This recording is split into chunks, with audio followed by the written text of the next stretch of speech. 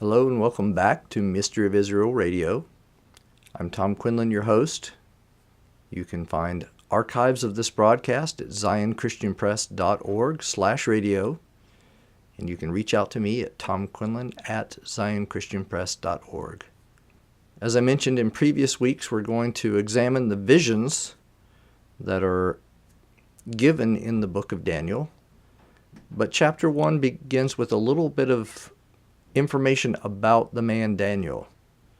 And I thought it would be appropriate if we would listen to Psalm 119, verses 1 through 8, before we delve into this blameless man's life and the things that God revealed to him. We'll be right back. Blessed are they whose ways are blameless, who walk according to the law of the Lord. Blessed are they who keep his statutes and seek him with all of their heart. They do nothing wrong, they walk in his ways. You have laid down precepts to be fully obeyed.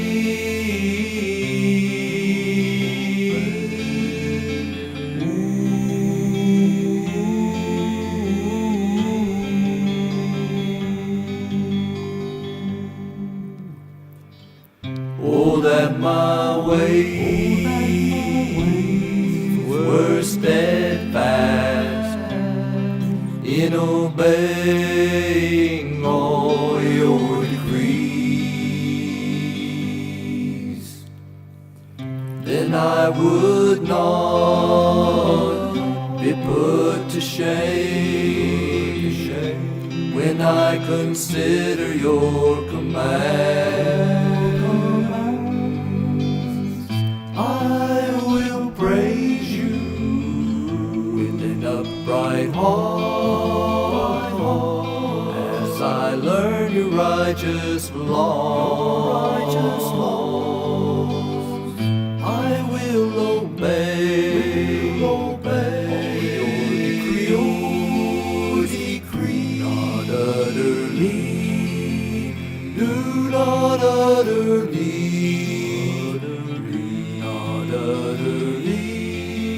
forsake me.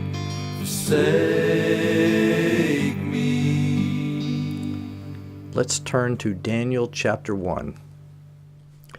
In the 3rd year of the reign of Jehoiakim, king of Judah, came Nebuchadnezzar, king of Babylon, unto Jerusalem, and besieged it. And the Lord gave Jehoiakim, king of Judah, into his hand, with part of the vessels of the house of God, which he carried into the land of Shinar to the house of his God. And he brought the vessels into the treasure house of his God. And the king spake unto Ashpenaz, the master of his eunuchs, that he should bring certain of the children of Israel, and of the king's seed, and of the princes, children in whom there was no blemish, but well-favored, and skillful in all wisdom, and cunning in knowledge, and understanding science, and such as had ability in them to stand in the king's palace, and whom they might teach the learning and the tongue of the Chaldeans. And the king appointed them a daily provision of the king's meat, and of the wine which he drank, so nourishing them 3 years, that at the end thereof they might stand before the king. Now among these were the children of Judah, Daniel, Hananiah, Mishael, and Azariah, unto whom the prince of the eunuchs gave names. For he gave unto Daniel the name of Belteshazzar, and to Hananiah of Shadrach, and to Mishael of Meshach, and to Azariah of Abednego. But Daniel purposed in his heart that he would not defile himself with the portion of the king's meat, nor with the wine which he drank. Therefore he requested of the prince of the eunuchs that he might not defile himself. Now God had brought Daniel into favor and tender love with the prince of the eunuchs. And the prince of the eunuchs said unto Daniel, I fear my lord the king, who hath appointed your meat and your drink. For why should he see your faces worse liking than the children which are of your sort? Then shall ye make me endanger my head to the king. Then said Daniel to Melzar, whom the prince of the eunuchs had set over Daniel, Hananiah, Mishael, and Azariah, Prove thy servants, I beseech thee, 10 days, and let them give us pulse to eat, and water to drink. Then let our countenances be looked upon before thee, and the countenance of the children that eat of the portion of the king's meat. And as thou seest, deal with thy servants. So he consented to them in this matter, and proved them 10 days. And at the end of 10 days their countenances appeared fairer and fatter in flesh than all the children which did eat the portion of the king's meat. Thus Melzar took away the portion of their meat, and the wine that they should drink, and gave them pulse. As for these 4 children, God gave them knowledge and skill in all learning and wisdom, and Daniel had understanding in all visions and dreams. Now at the end of the days that the king had said he should bring them in, then the prince of the eunuchs brought them in before Nebuchadnezzar.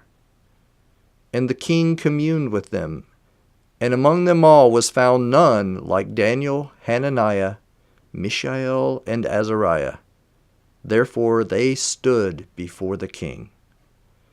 And in all matters of wisdom and understanding, that the king inquired of them, he found them 10 times better than all the magicians and astrologers that were in all his realm.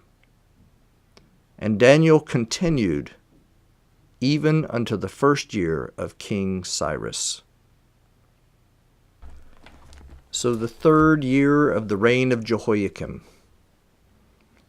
This is almost 500 years after the kings began to reign in Israel. King Saul, King David, King Solomon.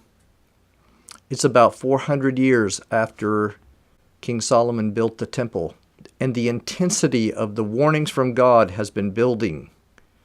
Jeremiah has been prophesying since the 18th year of the reign of Josiah, Jehoiakim's father. If you'll remember, during the reign of Josiah, there was something of a revival in the kingdom. The book of the law had been found. The Passover was being celebrated again. Josiah was cleansing the land of the idols that were being worshipped by the nation. But it was a revival that didn't last long. And when Josiah died, his sons began to return to the evil ways of serving other gods. So Daniel grew up hearing the prophecies of Jeremiah, the warnings to turn to the Lord. Isaiah had prophesied more than a century before that the Babylonians were going to come in and discipline Israel. Isaiah also prophesied that a man named Cyrus would come and deliver Israel, even before it was taken into captivity. But Daniel is on the beginning of this captivity. Daniel is in a small company that was taken ahead of the ransacking of Jerusalem and the destruction of the temple. He was a righteous man who meditated on the law both day and night, just like the blessed man of Psalm 1. And yet, he was taken into captivity. Here in chapter 1 is a picture of the righteous suffering alongside of those to whom the judgment was due.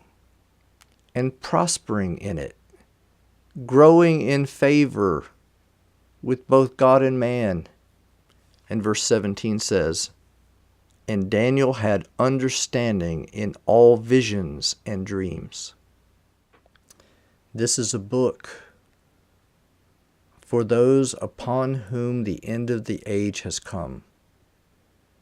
This is a book for those who want to understand the heart of God, who want to understand God's purposes in allowing His people to go through these judgments.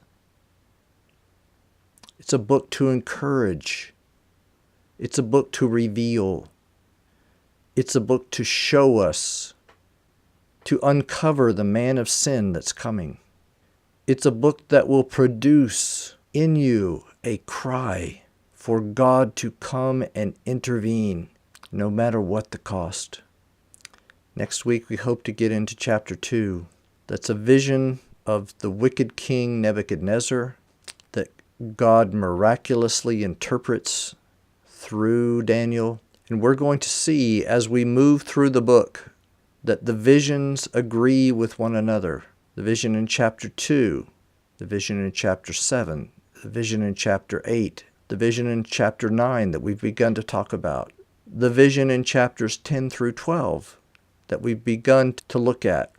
5 different visions at different times in Daniel's life, all testifying to the same things and agreeing with what we see in the New Testament, agreeing with all the prophets, and providing a framework for us to line up what the other prophets are telling us about the day of the Lord, about the time of trouble like no other, about the coming of the Son of Man to bring peace on the earth after that great tribulation. Daniel chapter 12 verse 10 said, "Many shall be purified and made white and tried, but the wicked shall do wickedly, and none of the wicked shall understand, but the wise shall understand."